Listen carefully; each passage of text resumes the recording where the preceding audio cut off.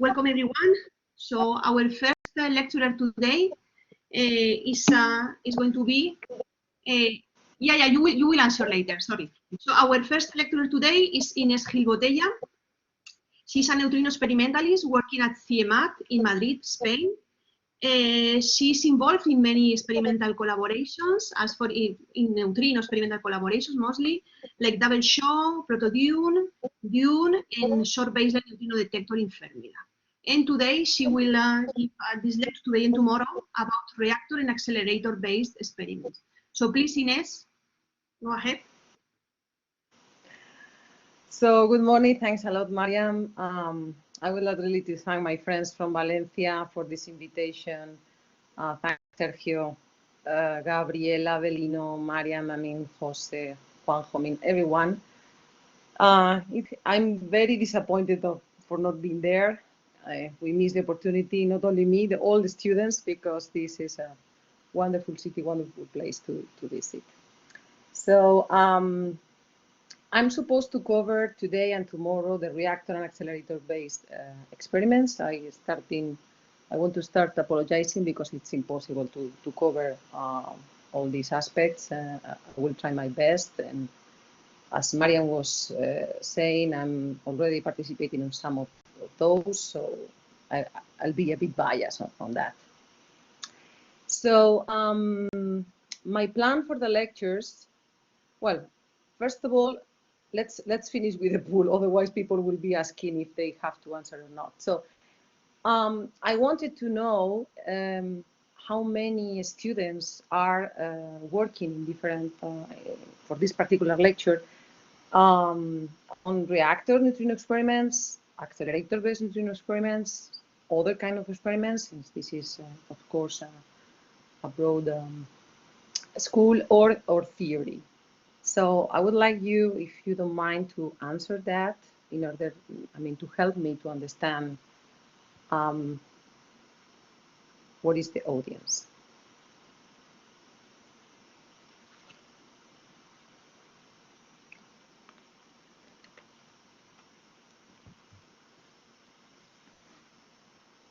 Still waiting for some people that didn't answer yet.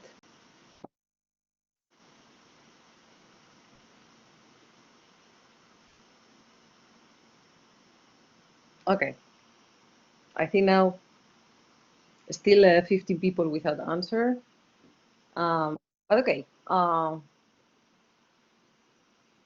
if I stop, I've seen that only two people are working on reactor and 8 people on accelerator experiments. So it's not a large background of people. So I think then the lecture will be interesting for many people. So I plan to divide the lectures in 2 parts.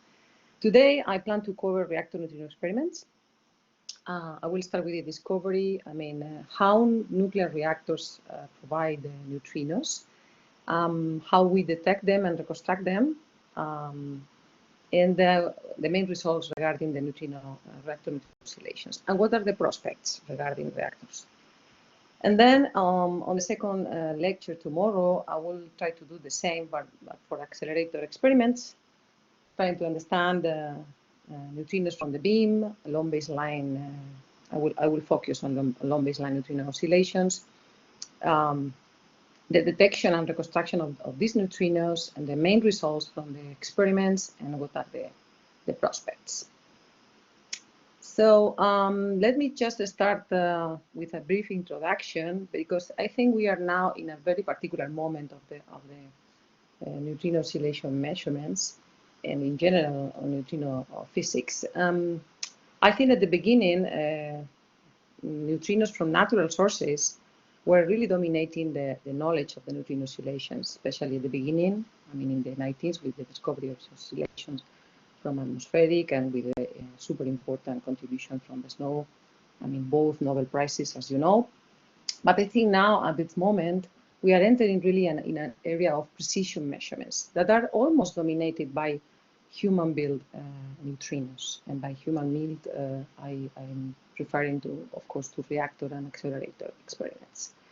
I mean, Michele gave fantastic 2 lectures on many of these aspects. I will cover part of this with a different perspective.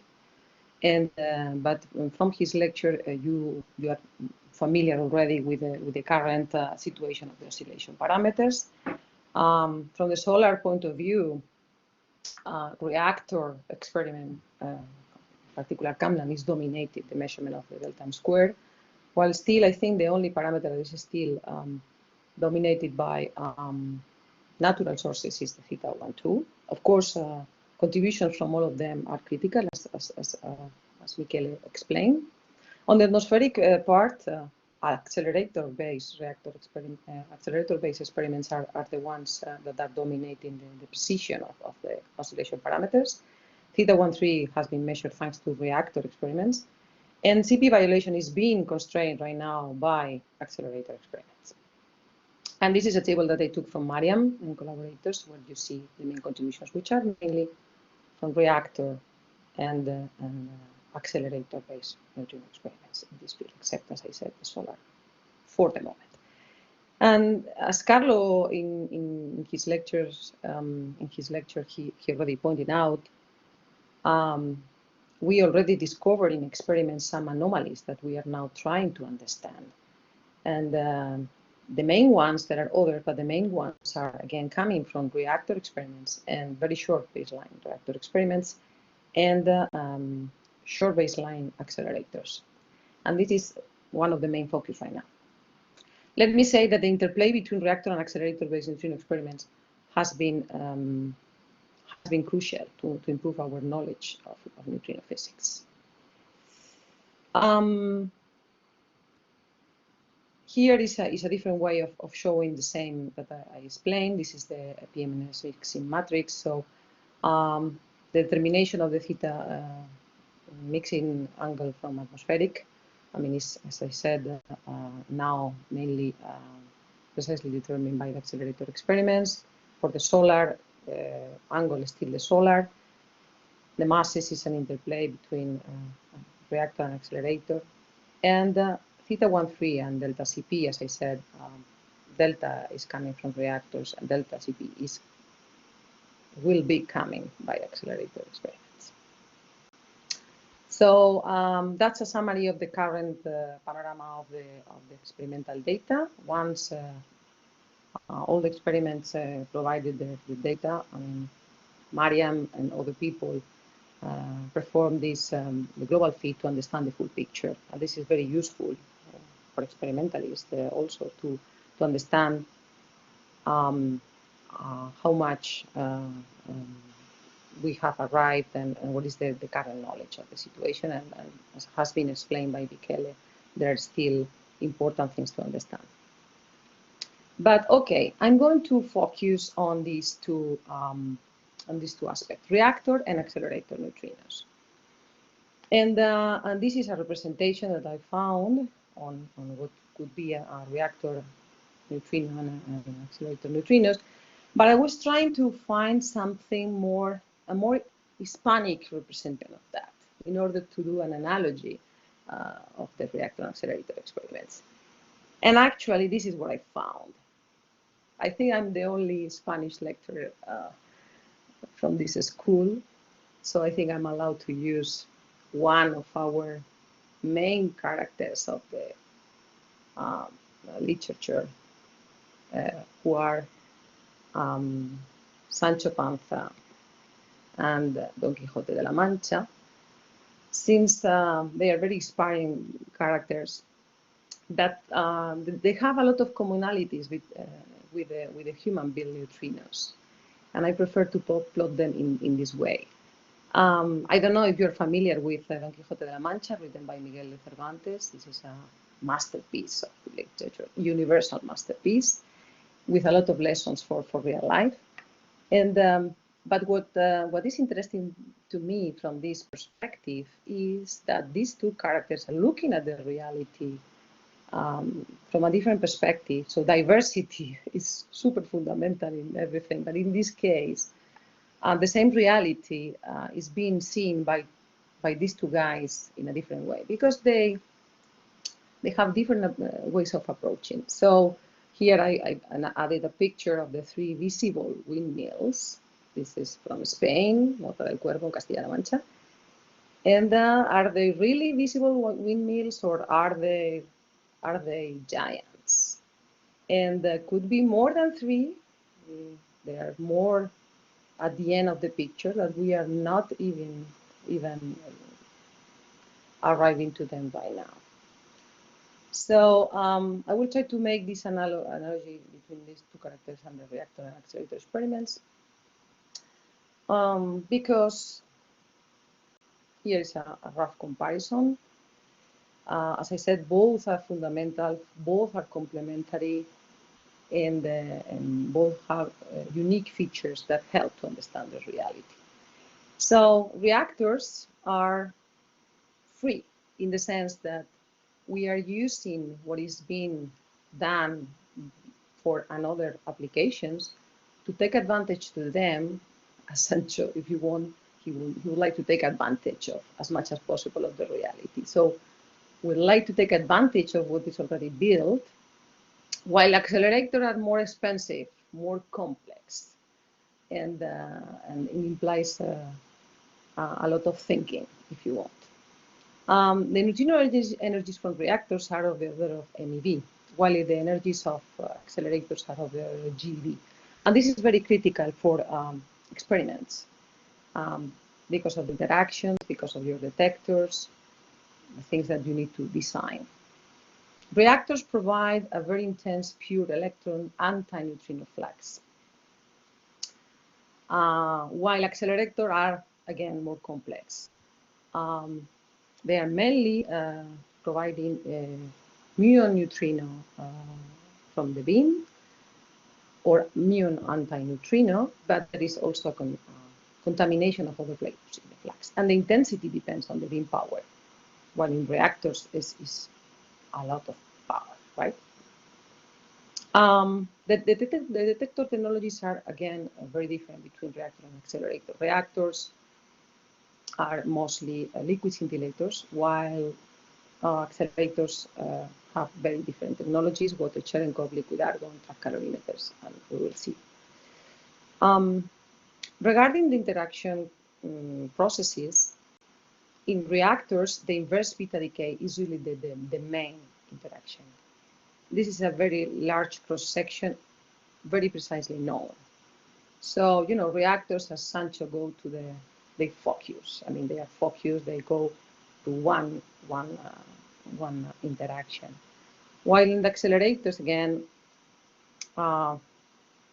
we have different, as you have heard from Luis' lecture, they have different, depending on the energy, and they can be different interactions, as elastic single pion, deep inelastic scattering. And the knowledge of this cross-section is less known, I mean, is poor. Regarding oscillations, again, reactors are much simpler. In principle, they are not affected. Depends on, of course, on the baseline, but they are not mainly affected by matter effects. So they focus really on a precise measurement of the theta 13 in the case of the kilometer scale reactors, or in the case of the 100 kilometer scale reactors on the measurement of the solar. While accelerators, you know, like Quixote, they're more ambitious, they're dreamers, they're visionaries. They have really higher hopes, higher goals. They would like to really measure as much as possible and go even farther the current knowledge. I mean, go again beyond what is known. So they are, of course, affected by matter effects, depending on the baseline, of course, but also they have degeneracies and correlations on the parameters. They are mainly focused on these parameters, atmospheric, free delta CP, which is the dream. And we may also have interesting access to non-standard interactions. They would like also to look for physics beyond the standard model. And they are both appearance and disappearance. I mean, they have access to both appearance and disappearance channels.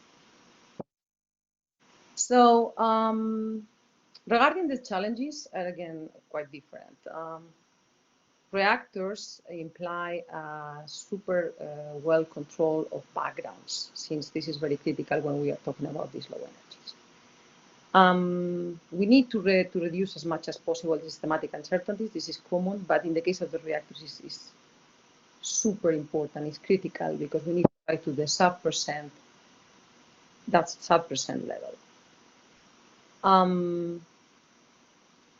And also, we need to know, we need to have a precise knowledge of the energy. While accelerators, the challenge is to really provide neutrino beam intensity. Neutrino beam, I mean, the problem is the contamination of the flavor. I have seen the question, Mariam. I will look at it now. Okay. Just to let because you know. I'm in this mode. And important thing is to characterize the neutrino flags. And as I said, the problem are the neutrino nucleus interactions that are not so well known. We need really giant detectors. So if I compare the oscillation probabilities between Sancho and Quixote, then you know, there is a clear advantage on reactors, since these simplify things, but it goes to the point. So we can just measure with precision the solar if we are on non-baseline reactors, or we just stick to the theta 1,3. While accelerators, as I said, they are more complex and they have many parameters that are accessible. So I'm looking now at the question, why can't accelerator experiment measure theta 1,2, for instance? Is it because of the energies involved? Well, this is the question that goes perfectly well with this slide. So as you see here, there is access to these parameters. However, they can, but they are not having really good precision, because as I was mentioning here, there is degeneracies and dependencies on many parameters. And actually, accelerators right now, they are using the precise measurement of reactors in that case, or solar or others, to constrain the measurement of the appearance of electron neutrinos, and then provide a better measurement on other parameters. So here is the answer of your question, Julien. So all these dependencies are there, but if you want to provide a precise measurement, then you need to rely on other. And also, this can be also seen in the full picture when we do a global oscillation, as Mariam and others have doing. Okay.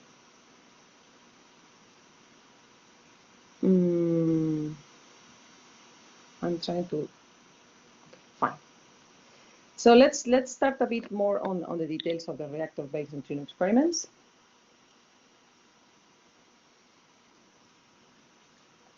First of all, I think I know that you already heard about that, but having a presentation on a lecture on neutrino, on reactors, I cannot mention the discovery of neutrinos that actually happened because of the reactor experiments.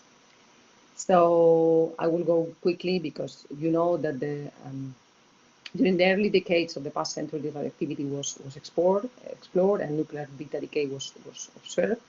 And in this process, a radioactive nucleus emits an electron and increases its positive charge by 1 unit and become the nucleus of another element. The beta decay was studied, and because of the energy conservation, as you know, the electron should always carry out the same amount of energy, so a line was expected. However, Chadwick actually showed that the electrons follow a continuous spectrum of energies up to the expected value. So some energy released in the decay appears to be lost. So explain this observation, two solutions seem possible: either the energy is not conserved, which was a preference in principle of Bohr, or additional undetectable particle really carrying away the additional energy was emitted. And this was the preference of Pauli, that proposed the system of this neutron particle able to cross the detectors without leaving a trace, and that's why it was not detected. And he said he did a terrible thing because he postulated a particle that couldn't be detected. But this comment is really something which is inspiring for experimentalists. And actually, years later, Fermi took this Pauli's idea and on its basis developed the theory of the beta decay. He called the neutrino, the particle neutrino. And according to the calculations, really the weak force was so weak that the probability of the inverse beta decay was calculated to be close to 0. So it seems that the possibility to detect these particles was going to be hard, and actually it was, because it took for a while to experimentalists to arrive to the point, but they did it. And these guys on the 50s, with the development of the very intense sources of neutrinos from fission bombs and also fission reactors, changed really the prospects. In 1951, Rains thought about using an intense bars of antineutrinos. First, he was thinking about bombs and an experiment designed to detect them, but at the end, they decided to use fission reactors as sources. So they built this detector in the Hanford reactor in Washington, together with Cohen from Los Alamos. And they started this poster project. And very important, how they plan to detect neutrinos was through this reaction, which is the inverse beta decay on protons, where the neutrino enters with a proton and produces two signals that are going to be fundamental to identify always neutrinos from reactor, which are a prompt signal coming from the positron, which after some scintillation annihilates, producing two photons, and then the neutron capture that provides again when excites the nuclei and provides gammas that are also detected. So they build a large detector filled with liquid scintillator, because we need these gammas to liquid to scintillate and detect these gammas. And they loaded this with cadmium in order to increase the probability to capture the neutron. However, they expected 0.1, 0.3 neutrinos per minute, and they observed 5. And this is because the background was really overwhelming. I mean, a lot of background. So it wasn't an inclusive experiment, but that's not the end. And that's a very important lesson. I mean, it's important not to give up, especially in experiments, even if it takes a lot of time, effort, and dedication. So these guys redesigned the detector. I mean, they understood that they had a problem with the backgrounds, and they needed to be clever in order to redesign the detector in another way. And this is what they did.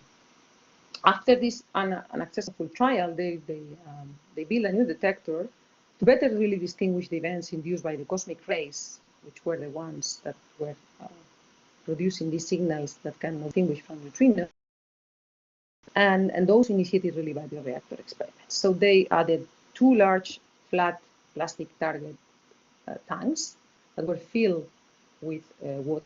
Protons in the water provided the target for the inverse beta decay, and the cadmium chloride dissolved in the water provided the cadmium chloride that would capture the neutrons. So these targets were sandwiched between 3 large scintillator detectors. These are the labels 1, 2, 3, having also PMTs to collect the scintillation light. And with these detectors, neutrinos were detected for the first time in 1956 by Rains and Cohen. That's another way of seeing the process. So they were looking for the coincidence of 2 signals. The first one, neutrino interacting and producing these 2 photons, and the light captured by the photomultipliers. And the second one, the neutron capture producing gammas. And here you see the nice way that we experimentalists we used to look at the events using oscilloscopes. So that's an oscilloscope of that time. So, but we see here the wafers of the response of the PMTs for the prompt signal, and then several microseconds later, we have the signal from the neutron. And the coincidence of these two signals allow to reject many of the backgrounds. And the rate, actually, because they were working on a research reactor, they detected a difference of a factor of 5 in the number of events when the reactor was on compared when the reactor was off. They could switch on and off the reactor and see that what we see came really from the reactor itself. And once they were sure about that, they sent the telegram to Pauli saying that they discovered neutrinos. And then this was the Nobel Prize in Physics in 1995 for Rains, since Cowan passed away in 1974. And this was really a super important observation and pioneering contribution, and was pointed out by the Swedish Academy of Science, that opened really the doors to the region of impossible neutrino experiments. And it's important to recognize this effort. Okay, so now I'm going to try to explain how the neutrinos are produced in reactors. So nuclear reactors are really very, very intense, pure tropic sources of electron antineutrinos. And these electron antineutrinos come from the beta decay of the neutron-rich fission fragments. We are talking about 2×10⁻20 electron antineutrinos per second per gigawatt. But this is the most powerful source that we can have in terms of intensity of neutrinos. So the 4 main isotopes really contributing to the antineutrino flux are uranium-35, uranium-38, plutonium-39, and plutonium. And the fission products, these fission products, undergo beta decay, and at the end they emit neutrons that are continuing the chain, sustaining the chain reaction. And at the end, they're producing stable isotopes, in this case, cerium and zirconium, plus electron antineutrinos. And around 200 MeV per fission is released, and around 6 antineutrinos per fission are produced. And if we think on typical commercial reactors with power around 3 gigawatts, so around 6×10⁻20 electron antineutrinos per second per core are produced. So this is really an intense source of neutrinos. Not all of these neutrinos can be detected, unfortunately, because of the reasons that we will see later. There are also, this is important to separate commercial and research reactors, because both are very useful, but they have pros and cons. The commercial reactors have a low enriched uranium cores, a mixture of uranium and plutonium, while research reactors are usually high enriched uranium cores. 99% come from the uranium-35. Of course, commercial reactors have a very large power, around, as I said, 3 gigawatts, while in research reactors, they have lower power, few tenths of megawatts. Commercial reactors have a large size, of the order of a couple of meters, and research reactors are compact. This can be also useful to understand, to make calculations and effects. On the other hand, commercial reactors are very limited in the distance that you can build your detector with respect to the cores, because we are talking here about power plants, and they are very protective, and for security reasons, you cannot approach as close as you want.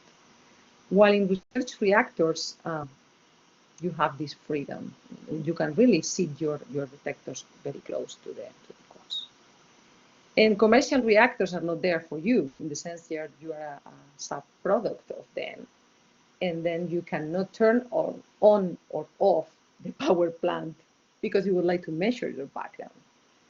You need to take advantage of refurbishing of the cores that happen, once every 2 years or 3 years, or depending on how many cores you have, to measure your background. While in research reactor, you have this freedom. So, there are pros and cons in both aspects. How we measure the neutrino flux. So, question from Lisa. Why is it useful to have high enriched uranium? Is the neutrino flux easier to predict in this case? Very good question, but I think if you wait until the end of the talk, you will understand that. Perhaps I will leave the answer for there. But imagine if you want to study the effect of one particular fission nuclei, this is your place. If you want to place your detectors very close to the core, this is your experiment. If you want to control the background, this is your experiment. So it depends on the final goal that you are more convenient for you, commercial or research reactors. And I will give many examples of on the different applications. So how we compute the antineutrino flux. So essentially, the reactor antineutrino flux, Lisa, I hope that it answered your question, but you will have more details later. So, thank you. So the reactor antineutrino flux is predicted really, there are two factors, let's say. One are related to the detector. So it depends on the number of protons that you have in your detector. It depends on the efficiency of the detection. It depends on the distance from the reactor on the detector versus the square of the distance. Somehow you can control this part because it depends on your detector. It depends on your baseline, where you place your detector. There is another part which is coming from the nuclear power plant, if you want. Because the number of neutrinos is proportional, of course, to the thermal power reactor. And this is something that, of course, you cannot control. And this is an information that usually is provided by the power plant, but in a very secure way. I mean, I remember in double show that only one person was allowed to access the PC where this information was, and you have to be there in situ in some place to have access to that. What is the evolution of the power as a function of the time, right? So it's very delicate information that was provided. And this is quite well known because the power plant is also measuring that by their own instruments. Then this is inversely proportional to the mean energy release per fission. The mean energy release per fission, which over time, is actually the product of the mean fission release energy released by the isotope K, uranium-39, plutonium, times the fractional fission rate of this particular nuclide. And you can see here, this is what we call the burn-up effect. I mean, this is how the fuel is being consumed as soon as the process are getting, I mean, as soon as the chain is developed. So you need to know, and this comes from a mixture of information from the power plant and also simulations, the nuclear simulations, and that's why this is the interplay with the nuclear. How this evolution happens with the time. At some point, the fuel is changed in a power plant, and then you need to, you have fresh fuel that will be consumed, and you need to take all that into account in order to predict your neutrinos. And then this is also, you have to multiply that by the mean cross-section per fission. And the mean cross-section per fission, again, is the mean cross-section coefficient of the nuclide K times the fractional fission rate, as I put here. And this is actually the product of the neutrino energy spectrum per fission and the IBD cross-section. And this is a delicate and complicated prediction, how we know the neutrino energy spectrum per fission of a certain isotope. And actually here we rely on previous measurements, accurate beta measurements that were done in the 80s. And we have been using this data until now. Accurate beta, I mean, we use indirect measurements, beta measurements from fission of uranium, plutonium, and 39 and plutonium 41 by thermal neutrons. And with I mean, this has of course a certain error, these measurements, and with complicated conversions, we go from the beta spectrum to the electron anti-neutrino spectrum, taking into account many beta branching chains, branching inflation, and so on. And this is a plot from Schreckemann and Hahn, where this you can see here the conversion. So, I mean, at the time they used calculations for the uranium-38. Actually, now we have beta measurements also for this nuclei. So here you see the number of neutrinos per fission as a function of it, and already converted from this measurement. So we can compare these predictions with the measurements, especially in the short baseline reactor experiments where we have a lot of statistics.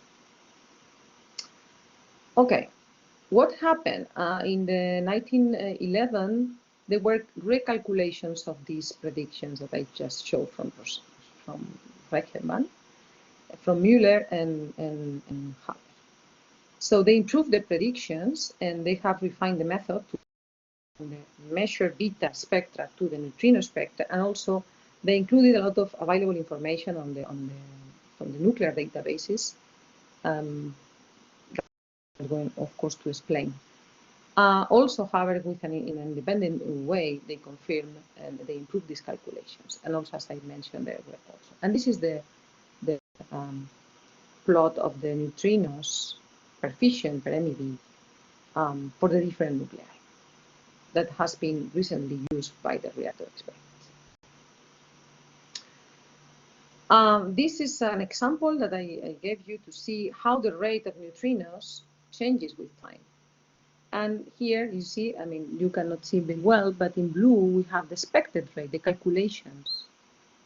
And the points are the measured candidates, neutrino candidates. And you see how in a daily basis we are monitoring with these detectors the life of the power plant, if you want. We see when in this case was that we clearly see when the two reactors are on, when one of the reactors of the cores is off because of some maintenance, and we clearly see the change on the rate.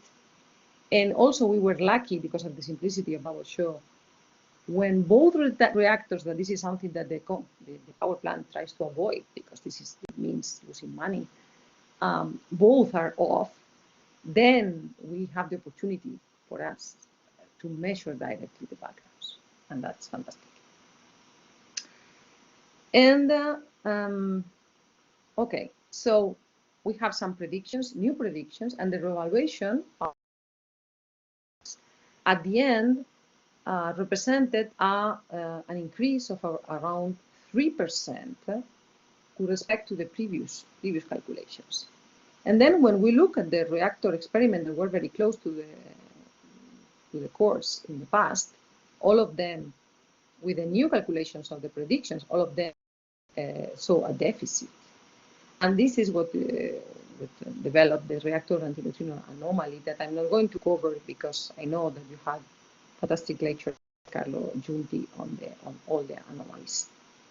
But I wanted to mention that because there is still a lot of controversial discussion on the prediction of the neutrinos from the reactors. However, you will see that it has small impact on the oscillations, but perhaps interesting physics in other aspects. So how we detect these neutrinos? How we reconstruct them? Okay, as I said, let's review. This is the main interaction of reactor neutrinos, the inverse beta decay. As I said, electron antineutrinos interact with the protons in the target, and the scintillation of the positron and the annihilation produces photons that are captured. And that's the beauty. We have a clear relation between the prompt signal and the energy of the neutrino. And this 1.8 comes from the threshold of this reaction. So we are not able to detect with this interaction any neutrino of energies below 1.8 MeV. But we still have a lot of to detect that. That means that, I mean, an important part, 75% perhaps of the neutrinos from the nuclear power plant are not detected with this reactor. However, because of the super high intense flux, we are able to detect most of them. I mean, an important part, enough for doing our calculations. The important thing is that we also have this delay signal of the neutron capture, and as I said, it depends on the nuclei that is capturing the neutron for detecting a different amount of energy. In the case of the gadolinium, which is something that is added to the liquid in order to enhance this capture, this signal happens around 30 microseconds after the prompt signal. In the case of the hydrogen, 200 microseconds. And that's a powerful signature in order to reject background.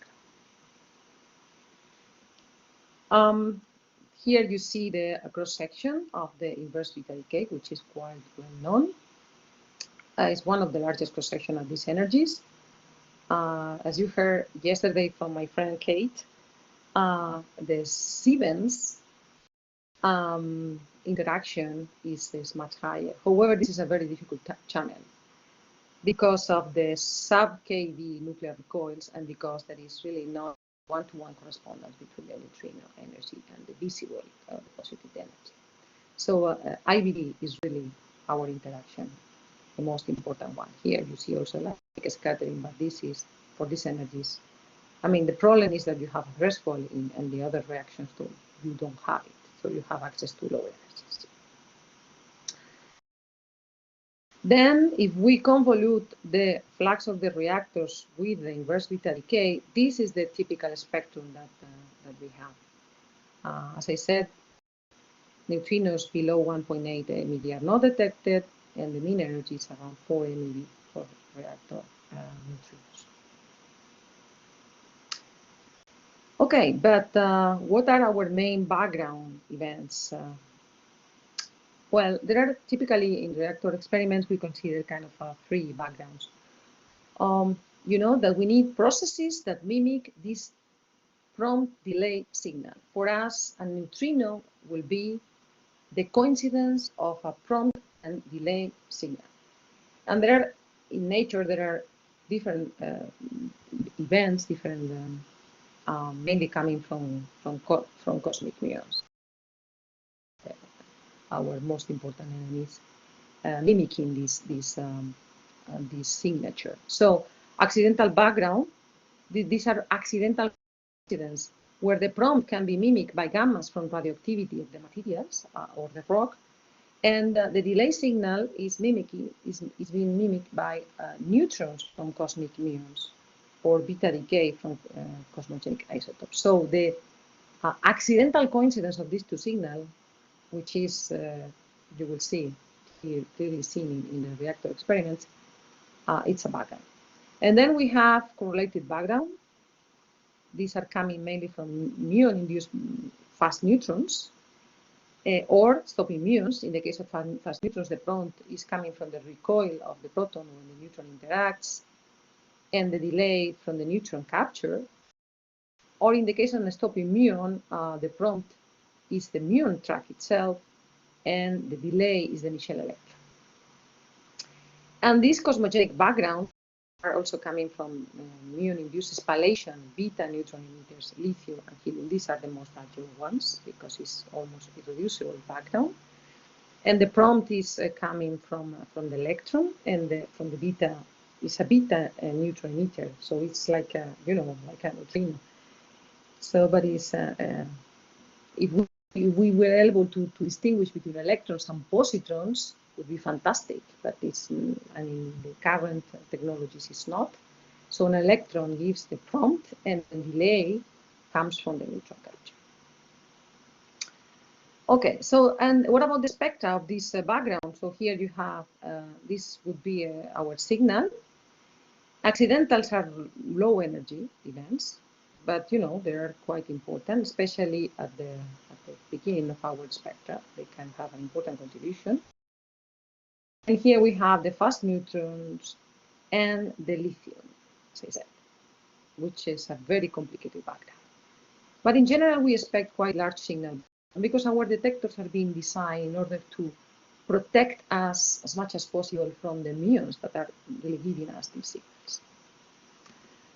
What are the main technologies that we are using in the reactor neutrinos? Well, as I said, mainly they are liquid scintillators, and these are beautiful pictures of the inside of the two very important detectors, Diabe and Camlan, where they're, like big tanks filled with liquid scintillator and covered by photosensors that are catching the scintillation light from the volume, from the target volume.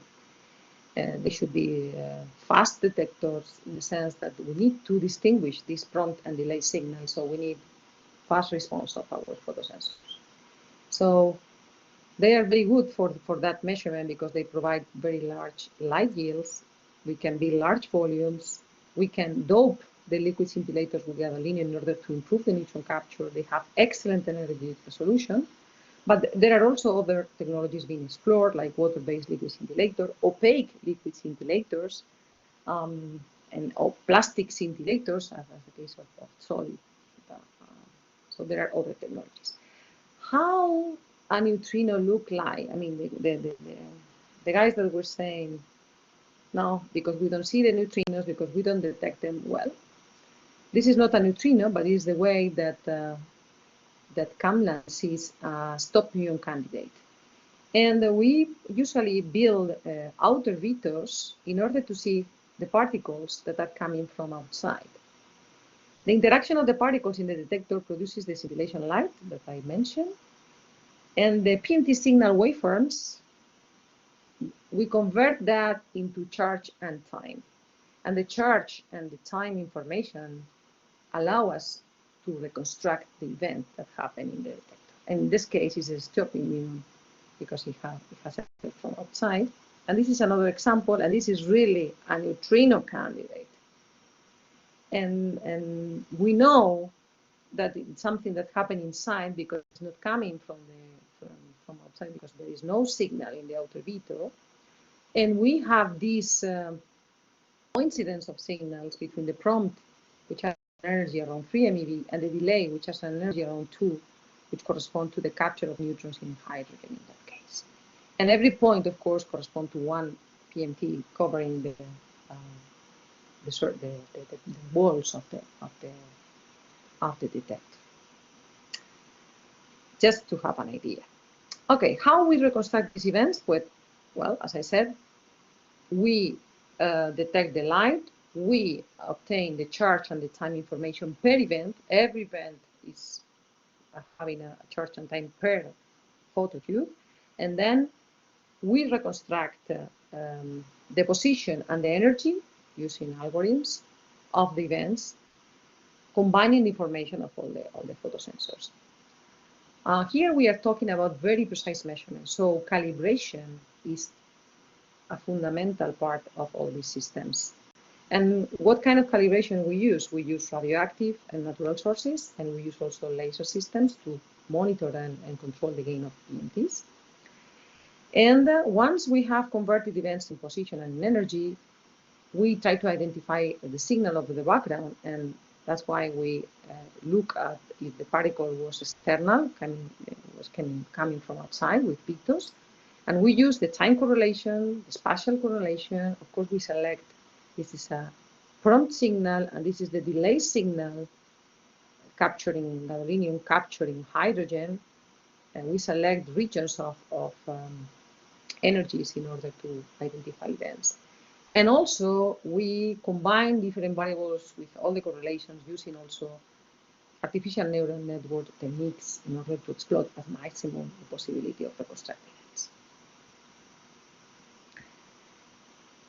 Okay, so unfortunately, I have to stop here and share the second file because it was a problem with charging that in the platform. Okay, so now we have seen how reactors produce neutrinos. We have seen roughly, of course, how we detect them. And now we are going to look at what kind of information we can extract from reactor neutrino oscillations. Well, as I said at the beginning, reactor experiments will look only for disappearance of electron antineutrinos coming from nuclear reactors. And this is the oscillation probability, which essentially depends on delta squared to 3, theta 1, 3, and there is a second term which is dominated by the second oscillation amplitude dominated by the solar parameters.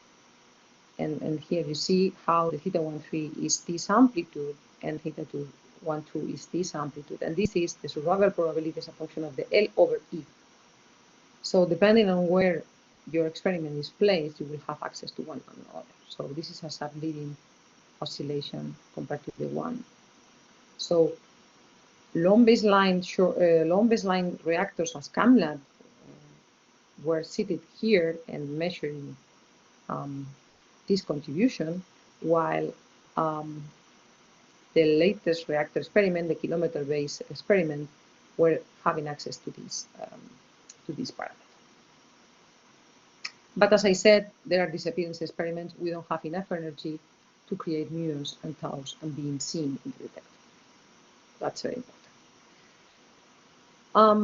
In the past, in the 80s and 90s, experiments were performed at really a few tens of meters from the nuclear reactor cores, looking for neutrino oscillations. And but these experiments at the end ended with a negative result. I mean, there were some controversial at the time, but Bouguer 3 was an experiment that could be able to take measurements at different distances from the cores, and they didn't see any deficit. That this is what you're expecting in the case of the electron antineutrinos oscillate to a different flavor that you are not able to detect in your detector. But they provided a very important measurements of the reactor neutrinos, and compared also with the models that I mean, this data has been used to provide more accurate models for the spectrum of the reactors. And how the reactor experiments have evolved with time, I took this graph from Chao Zhang. Well, you see in the 80s, experiments were very close to the reactors. In the 90s, Shaw and Palo Verde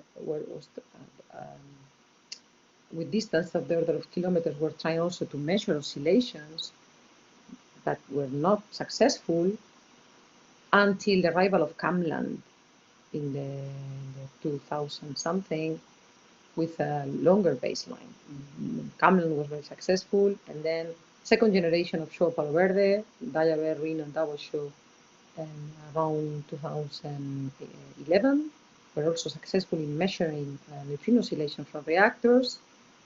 And again, we are now at the moment of explosion of very short baseline reactor neutrino experiments that most of them were already mentioned by Carlo on the anomaly lecture. And also we have some prospects for next second generation of large and long baseline reactor neutrinos, as I will mention later. CAMLAN was, that was the situation with the short. And CAMLAN, the arrival of CAMLAN was very critical for the reactor oscillation. Everything, the panorama changed with the arrival of CAMLAN. And this was really the first experiment which confirmed the neutrino oscillations in the solar range using reactor neutrinos. CAMLAN is located at the Kamioka mine in Japan, and it was looking for the electron antineutrino disappearance at a distance of around 180 kilometers. Since this is a long baseline reactor experiment, this requires really very large detector and very large neutrino source, and being deep in order to be, as you see here, protected by cosmic rays. This was a 1 kiloton liquid scintillator placed at this distance. And this distance, 180 kilometers, is the effective baseline because CAMLAN used all the Japanese nuclear power plants at the time. And this was the average distance of CAMLAN with respect to the power plants. At the time, there were 55 commercial nuclear power reactor units on. As March 2021, there are only 9 nuclear reactors operating in Japan because of the Fukushima accident that stopped everything in Japan. But now they're starting again to switch on reactors. So at the end, they had around, at the time, CAMLAN had around 70 gigawatts power, and at an average distance of that. This was an experiment that started in 2002 and finished in 2007. And as I said, was deep underground, and it was very, very important. This is a 1,000 tons of liquid scintillator inside a spherical plastic balloon and read by 1,325 large PMTs and 554. So it's an immense amount of photomultipliers in order to see the scintillation light. So we are talking about 13 meters diameter of the balloon with a total of 18 meters for the external sphere. These are the main, or the first, let's say, the first CAMLAN results. They reported the first evidence of reactor electron antineutrino disappearance in 2002. This is the ratio of the observed over expected events as a function of the distance. And you clearly see a deficit compared to the previous unsuccessful experiments. And also they reported the first evidence of spectral distortion in 2004. Here you see the data compared to the non-oscillation case. So it was a clear and evident measurement of the distortion. The significance of that was 99.6%. So it was very clear, pointed out. The panorama in 2004 was like this. I mean, there were contributions from the solar experiments, but it was not very clear. And the arrival of CAMLAN, as I said, helped to constrain strongly the delta square parameter, but not the mixing angle. Later, in 2010, they improved a lot the analysis and also the detector. Always we are trying to optimize the detector to focus on the physics topic. So the radio purity of the liquid scintillator was upgraded. And also they enlarged the fiducial volume in order to catch more data. And trying to also reduce the systematics to improve the measurement. They lowered the energy threshold. And at the end, the total systematics was reduced up to 4% or so. And the significance of the shape distortion was more than 5 sigmas, and that was impressive. And even they had this famous plot, which is fantastic, on the survival probability as a function of L over E, where almost 2 oscillation cycles are clearly observed. And this is clear evidence of the oscillations of the electron antineutrinos. The most precise Kamlan results are here, where they have also analyzed them in a three-flavor picture, because for the moment you can consider the solar parameter as a simple two neutrinos, but here, taking into account everything, you see that these are the measurement of the Kamlan alone and combining with the solar. And you see that Kamlan really makes a big difference with respect to the uncertainties on the solar experiments. This has been already, of course, explained by Michele. And here I plot the slight tension that there is still between the solar and the Kamlan data.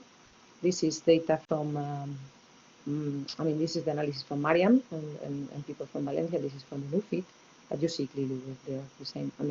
There is this slight discrepancy tension. We like tensions, actually. We like discrepancies because it motivates us really to understand better what is going on and to review our analysis, our data, and that's fantastic. So something that is being pursued. Okay, what about, we were mentioning about Kamlan. I don't know, I think it was a question by Francesco. By means of PMTs only, how is the neutrino energy reconstructed if there are neutrons in the final state?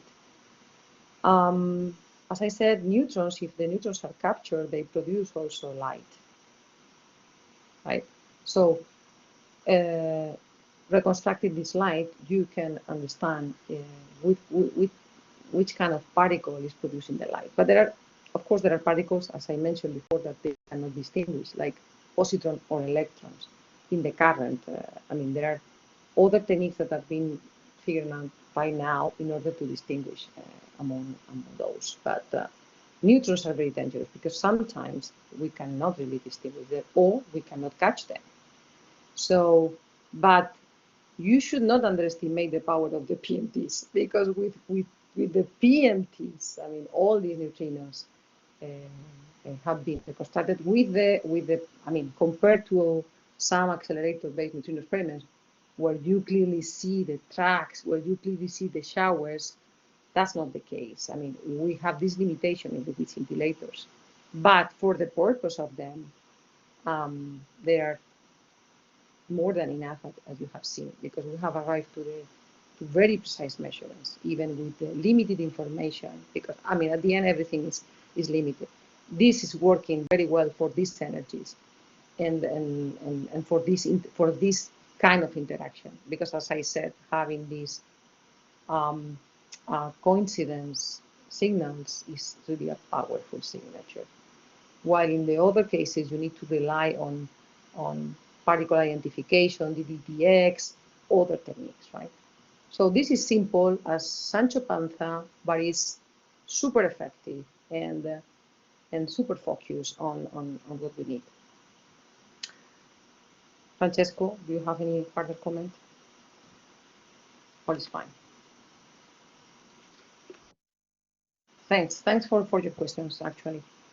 It's happy to me to see that you are alive and following what I'm saying.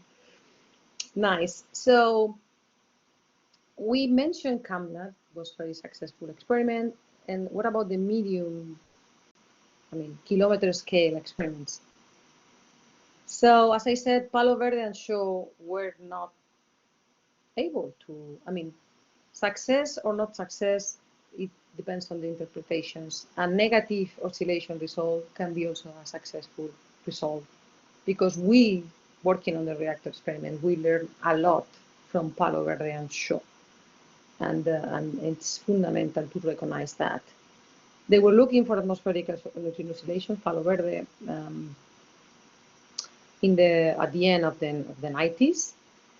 They were using 3 reactor cores with 11 gigawatts in total. They were a gadolinium doped scintillator detector, but at the time it was a segmented detector, trying to reduce the background. They used this segmentation, but they were not enough overburden.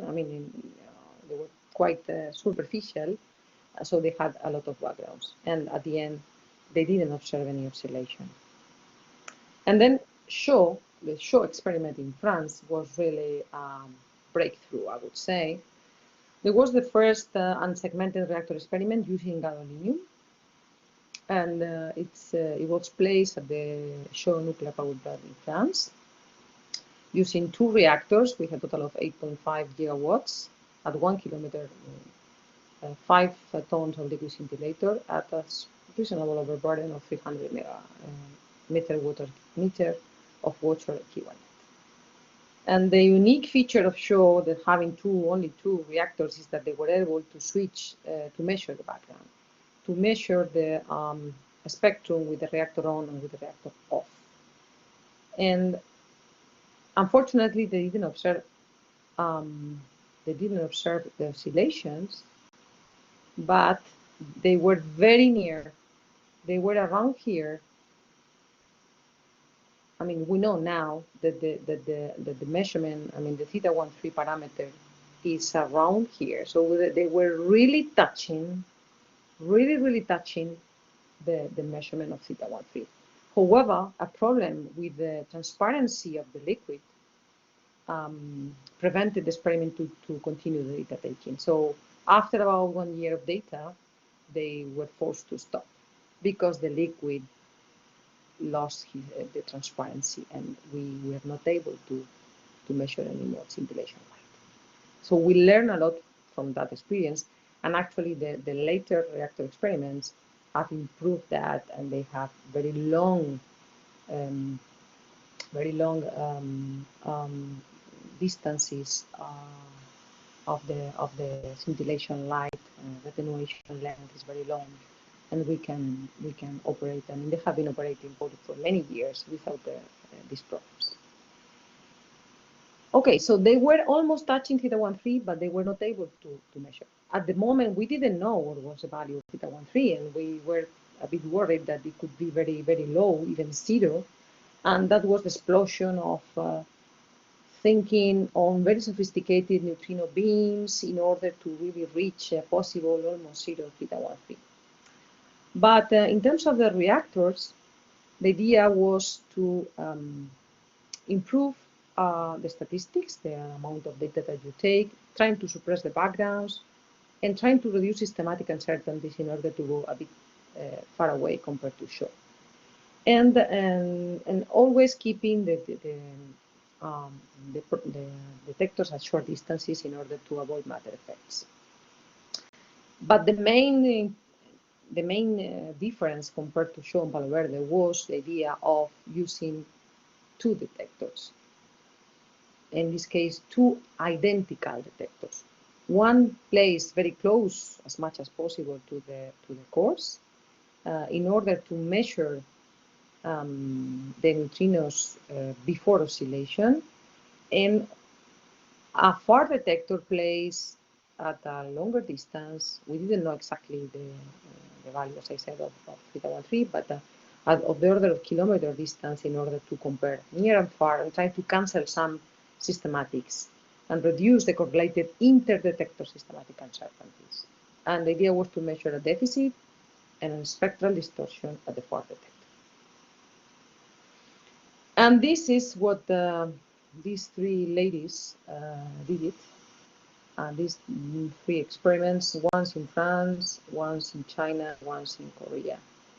Double Show, Diabet, and Reno, they are the current reactor experiments that were trying and actually measure θ13. They are different. They have different characteristics in terms of number of cores and then power of the beam, distances of the reactors with respect to the cores, number of detectors, and but essentially the design of the detectors was quite similar, and it was led by Double Show because it arrived the first.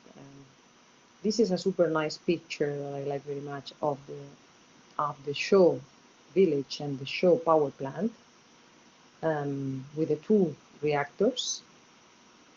And as you will see here, Double Show placed 1 near detector here, at 400 meters from the cores, And the far detector was at the other side, but again on the power plant area at 1.05 kilometers from the reactors.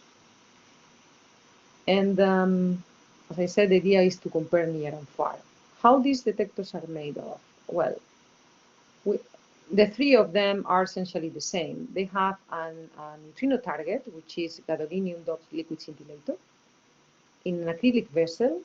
It's surrounded by another volume, which we call the gamma gamma catcher, in order to really tag the gammas coming from that are outside the target, and they come from the gamma interactions. And then we have the buffer tank. And the buffer tank really made also the difference compared to shot, because we had a buffer that protected our targets from the radioactivity of the PMTs themselves and from the rock. So having this buffer allow us to protect our target from this background. And also we added extra VITOs in order, as I said, to distinguish and identify and tag muons coming from outside, and also radioactivity and so on. So this is a nice picture of double shot from the top, and you see two people down. This is not a super huge detector, but a lot of care has been put, and I think it's general for the two reactors, on the radio purity of the elements. And you know, we need to work in a clean area as much as possible, because any contamination can be harmful for the distinguish these signals. And this is when the acrylics, as you see, have been inserted. This is the target. This is the gamma catcher. This is the buffer tank with the PMTs, and there are other layers, which are the VITOs, active and passive VITOs. This is also a fantastic picture of Diabe. Diabe is a more powerful experiment, in the sense that they have more detectors. Here you have a picture of the 4 detectors, the ones that are placed at the far side. Let me just go back to their layout. So they have 4 detectors at the far side, 2 near this. The red points are the cores, and they have, you know, like 3 different plants. So they have like 2 areas of near detectors in order to monitor the reactors, and then the far detectors were these 4. While in the case of the Rhino, they only have 2 detectors, but they have 4 reactors. And in order to make predictions, you need to really be sure to take into account all these details on the distance of the reactors and the power of the reactor. So you need to monitor each reactor if you want. So this is a super nice picture from Diabe with the 4 detectors inside a VITO of water. And this is a picture from Reno, where you see again here the target and the gamma catcher, where the scintillator with gadolinium is placed. And then you see here the PMTs on the walls that will be looking at the scintillation. As I said, calibration is super important. Calibration is important because we need to arrive to an energy scale uncertainty of the order of 0.5% in the θ13 region. And for that, we use different techniques, a light injection to monitor the stability of the readout, because we need to have precise timing and good charge reconstruction from the PMTs. And radioactive sources, we deploy sources, cesium, germanium, cobalto, in order to have a control of the energy that we are measuring in our detector, and to calibrate it, and californium sources, which are emitters of the neutrons, in order to measure our efficiency for this neutron detection. And also natural sources like neutron captures from hydrogen, adenine, or okay, so the first indication of a non-zero theta-1,3 value came from double show in November 2011. This was the first indication, and also double show measured for the first time the theta-1,3 using the neutral capture on hydrogen, because I mean the most precise measurement came from the gadolinium capture, and direct measurements of the background using the reactor. Here you see the first dependence of the energy deficit. As you see clear, the deficit as a function of the energy that is expected from oscillations. In blue, you see the non-oscillation prediction and the data. So this is a tiny effect, and that's why you need to be so precise. Of course, Diabe and Reno, especially Diabe, overpassed the double show measurement, and Diabe has a fantastic, super precise measurement of theta-1,3, because as I said, they have many reactors, many detectors, and that's the value that they have, very recent value. This is the paper. I think they have more recent papers, and also Reno, and where we clearly see the energy, the comparison between the predictions without oscillation and the data, and we see the deficit. But double show was also trying to get there, and the idea was trying to increase the neutrino target and include also the total neutron capture events. That means that in order to look for only neutron captures on gadolinium or only neutron captures on hydrogen, we combine the whole information, and with that we could improve the statistics by almost a factor 3, even with the same detector. So with a target of 8 tons, we passed to a target of 30 tons, which was wonderful. So that's the delay versus prompt energy, visible energy, and going with the total neutron capture, we are able to see both peaks. So we integrate inclusively on all captures, and however, going so low means that we are touching the accidental background, which is very dangerous and very high. So we needed to develop a new technique based on artificial neural network to get rid of the background, and this is an example that I give you here. So we go down by using these techniques, VITOS of course, and I mean at the beginning this peak was completely hidden by the background, and as soon as we apply the VITOS and also the neural network, we reduce by 3 orders of magnitude this background, and then we clearly see both peaks, and then we use for the analysis. These are the final numbers. Up to now, this is a Nature paper that was published by double show in last year with this technique, and also the reduction of the systematics. I'm not going to enter into this because I'm running a bit out of time. And this is a picture of the global results of theta-1,3, where we clearly see Diabe dominating completely the measurement of the precision with a very good precision of the theta-1,3. And here we have Diabe from these results, and here is double show.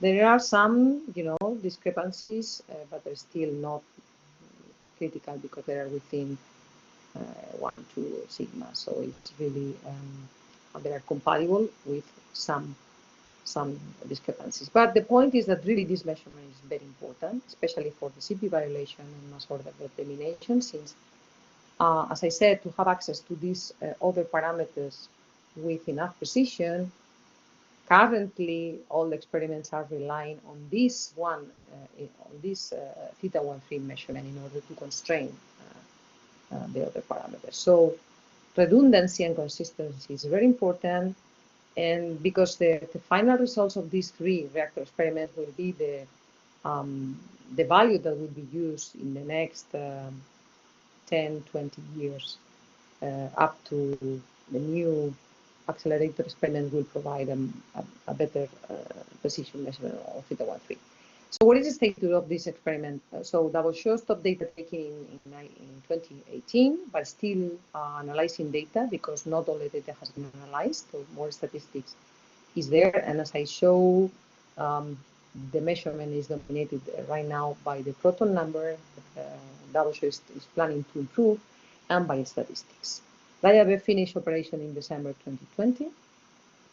Still some data to analyze, but not so much.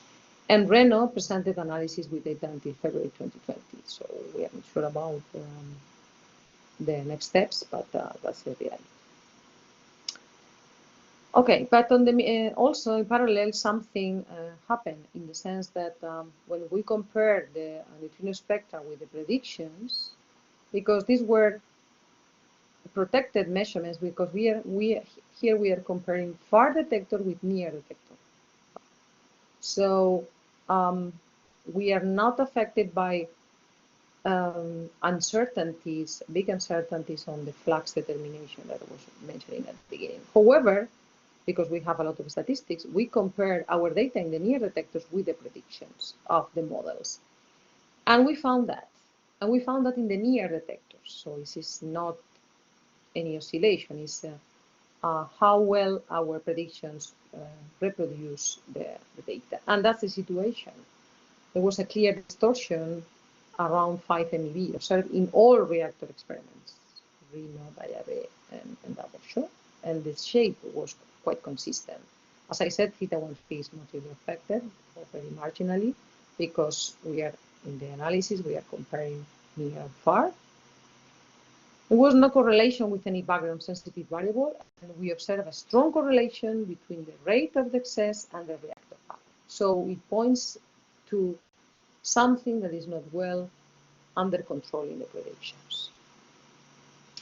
And I know that Carlo in his talk was also mentioning to this process, to this problem. And coming back to the question of the highly enriched uranium, okay, if we, I mean, the idea was to look for this effect, if this is also present in research reactors, because they are highly enriched uranium-35, I think, 35. And then we wanted to see if this distortion came just for one isotope or from all of them. And the point is that they also saw this distortion. So it looks like it's not coming from the main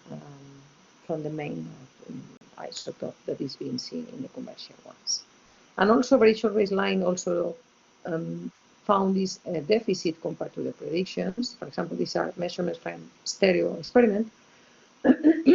So again, this points to something that is not well understood, and it's in progress. I'm not going to cover that because I know that Carlo already mentioned that some very short baseline reactor experiments observe this kind of oscillations. I mean, they observe this variation of the data that can be fitted with some extra neutrinos. But I think this was already discussed. So in my last minutes, I would like to talk a bit on the prospects regarding reactor experiments. So we were mentioning about the evolution of the reactors along the years and on the baselines with the successful measurements of solar parameters like Camland and θ13 by reactor experiments.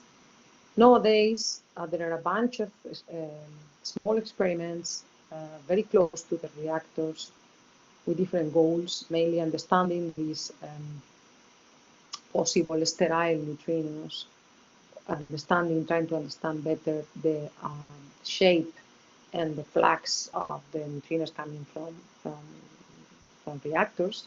These are very complicated nuclear processes. And also there is the prospect of building second generation Camland, let's say, that is called Juno in China. What is the main goal of the, let's start with Juno. What is the main goal of Juno? Well, it's the possibility to look for the mass ordering, which is one of the unknowns in oscillations, is the mass ordering, the sign of delta squared to 3, and look for that with reactor neutrinos. So the idea is to the neutrino mass higher ordering can distort the energy spectrum from reactors, as pointed by Petkov and other theorists time ago.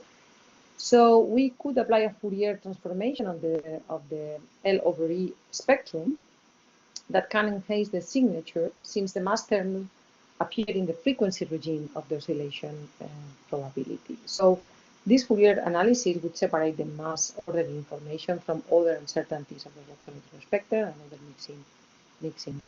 mixing parameters. And the idea is that we should be able to distinguish between these.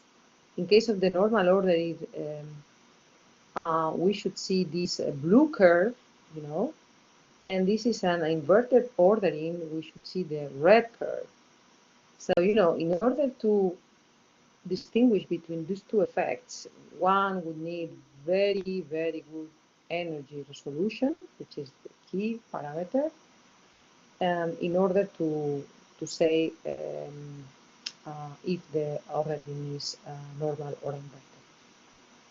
And that's the one of the goals, not the only one, of course, of Juno in China. Is, as I said, the next generation large 20 kiloton liquid scintillator detector, which is a giant liquid scintillator of, for example, look at the numbers of the diameters around 40 meters. This is a sphere of around 40 meters. In China, as I said, with a baseline of around 50 kilometers. And the aim is with a very sophisticated system of photomultipliers, big ones, smaller ones, with numbers like 18,000 20-inch PMTs, and also 25,000 3-inch PMTs, trying to cover, as much as possible. And they are relatively shallow depth, 700 meters over burden. They plan to start data taking next year. They are building the detector. And the idea is to reach between 3 and 4 sigma precision on the mass ordering, but also, and very importantly, also provide more precise solar oscillation parameter measurements with a better than 1% precision, and also access to other physics. They also have this Juno Tau, let's say, near detector that they're planning to build. This is a ton scale, high resolution liquid scintillator, and they will be placed around 30 meters from the core. This is a satellite experiment of Juno, and they will measure, hopefully with sub-% energy resolution, the spectrum coming from the reactors, with a model-independent reference for Juno, and also investigating all the problems of the nuclear database that I was mentioning. And finally, as I said, there is a bunch of very short baseline reactor experiments that I cannot cover, but they are ongoing, and they are providing very interesting results, as was already explained in the anomalies presentation, a lecture. Stereo, solid, neutrino 4, NEOS, dance, prospect, where, positive, negative. I mean, there is now the area of understanding what's going on there. And there's also the possibility to build, and this is ongoing, dedicated reactor experiments able to measure the Sven's interaction, which are not having this threshold, also provides very useful information. Not the threshold of the IBD going down can also help to understand other things. And one important thing that I'm not going to cover is that even reactor experiments have very oriented applications for nuclear power plants, because they can be used to safeguard for nuclear non-proliferation and also for monitoring the reactors of the nuclear power plants. And that's the proposal of some Chandler prospect detectors that could be used to measure the reactor power, and that's important for many reasons, especially for, as I said, for non-proliferation of the nuclear weapons, but also to detect undeclared production of fissile material. So neutrino detectors can be very useful for that, because we can distinguish the contribution from the different isotopes and see if they are enriching plutonium or they are moving plutonium around. And this is something that could be detected with such detectors. And there will be also an independent verification of the fuel burn-up on the reactors. That's also important to control and monitor the life of a power plant. Okay, I think I arrived to the end of my lecture for today. Thank you very much for your attention. Yeah, thank you very much, Inés. It was a wonderful lecture, and also I enjoy this analogy with Don Quixote. Very original. So, is there any other question before we conclude the session?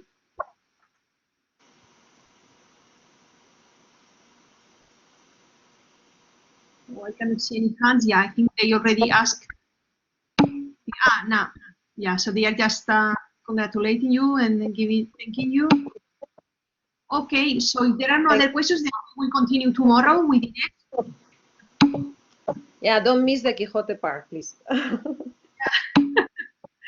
Okay, thank you very much, Inés.